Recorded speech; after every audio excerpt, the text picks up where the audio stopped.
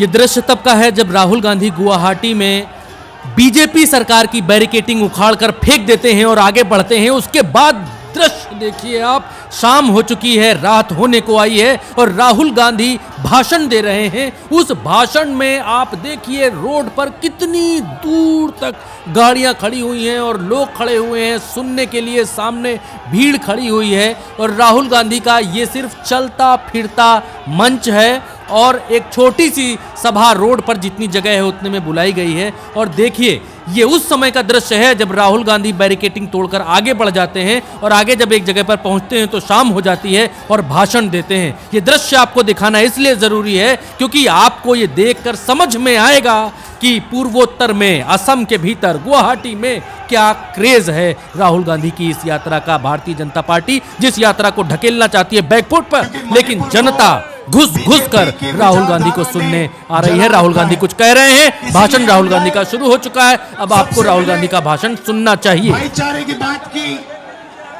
मोहब्बत की बात की और मणिपुर से अरुणाचल, अरुणाचल से नागालैंड, नागालैंड से अब हम असम में आए। असम में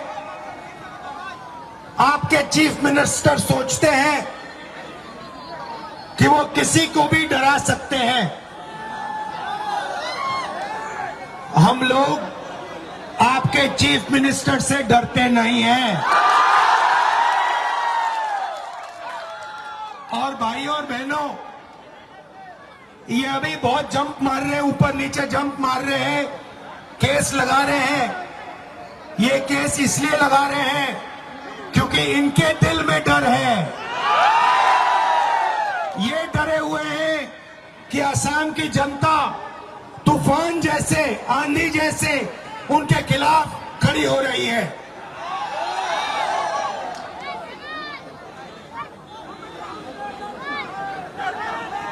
असम में सबसे ज्यादा बेरोजगारी। मैं आपसे पूछता हूं, युवाओं से पूछता हूं, क्या असम में, असम के युवा को रोजगार मिलता है?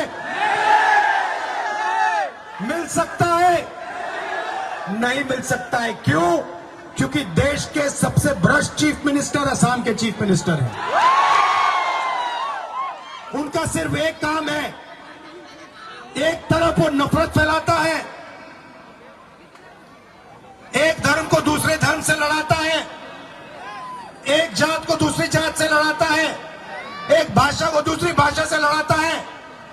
और फिर जब असम की जनता एक दूसरे से लड़ना शुरू करती है तो आप सबके जेब में से पैसा उठा के बीजेपी के लोग ले जाते हैं।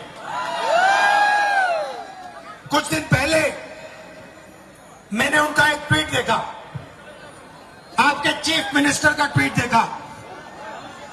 कहते हैं, ट्विटर में कहते हैं कि पिछड़ी जात वाले, दलित, जनरल कास्ट वालों के काम करने के लिए पैदा हुए हैं। यह आपके चीफ मिनिस्टर ने ट्विटर पे बोला कि पिछड़ी जात वाले, जनरल कास्ट की सेवा करने के लिए पैदा हुए हैं। इससे बड़ा अपमान पिछड़ी जात वालों का, दलितों का कोई नहीं कर सकता है। मैं आपसे पूछना चाहता हूं, असम के पिछड़ी जात वाले लोगों से, ओबीसी वर्ग से, दलित वर्ग से आप चुप क्यों हो? आपने एक शब्द क्यों नहीं कहा? आपके चीफ मिनिस्टर ने आपका अपमान किया है, आपको कहा है कि आप जनरल कास्ट की सेवा करने के लिए पैदा हुए हो। आप चुप क्यों हो? आपको चुप नहीं होना चाहिए। आपका अपमान किया जा रहा है, आपको चुप नहीं रहना चाहिए। आपको अपनी बात चीफ मिनिस्टर के सामने रखनी चाहिए। मैं रखता हूं। दलित वर्ग, ओबीसी वर्ग, आदिवासी वर्ग, माइनॉरिटी किसी से कम नहीं है।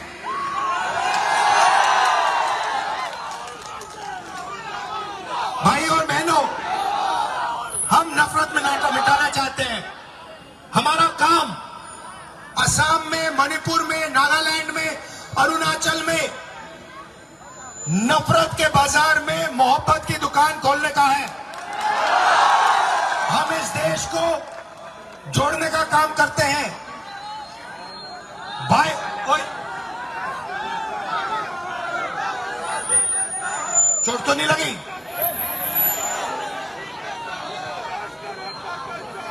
आज एक असम की यूनिवर्सिटी में, एक असम की यूनिवर्सिटी ने मुझे बुलाया। वहां के मैनेजमेंट ने, वहां के स्टूडेंट्स ने मुझे बुलाया। कहते हैं कि हम राहुल गांधी के साथ बातचीत करना चाहते हैं। राहुल गांधी जो कह रहा है वो हम सुनना चाहते हैं। दिल्ली से फोन कॉल आता है असम के चीफ मिनिस्टर को, और फिर असम का चीफ मिनिस्टर फोन कॉल मारता है कॉलेज को, यूनिवर्सिटी को, कहता है अगर तुमने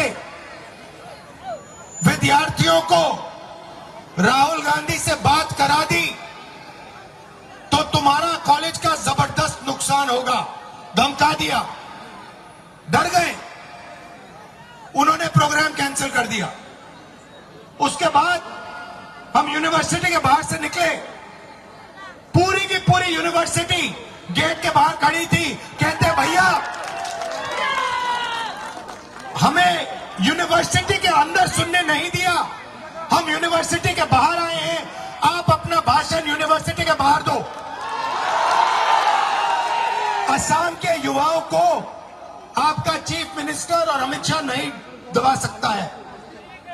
असम की अपनी हिस्ट्री है, अपनी भाषा है, अपनी संस्कृति है, इसको कोई नहीं मिटा सकता है। अगर लोग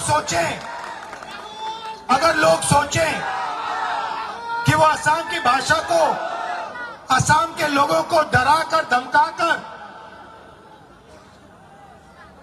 डरा दे, ये कभी नहीं हो सकता। असम की जनता किसी से नहीं डरी है और किसी से नहीं डरने जा रही है। और आने वाले चुनाव में आप देख लेना, आपके चीफ मिनिस्टर अभी बहुत आगे पीछे बातचीत कर रहे हैं। अगले वाले चुनाव में यहां पे कांग्रेस पार्टी का तूफान आने वाला है, और फिर उसके बाद देखेंगे मैसेज कौन मार रहा है, ट्विटर पे कौन क्या चला रहा है, केस कौन लगा रहा है। भाई और बहनों, आपने इतने प्यार से मेरा स्वागत किया, दिल से मैं आपका धन्यवाद करना चाहता हूं। और याद रखो, आपको किसी से डरना नहीं है, डरो मत। मोहब्बत, नफरत के बाजार में मोहब्बत की दुकान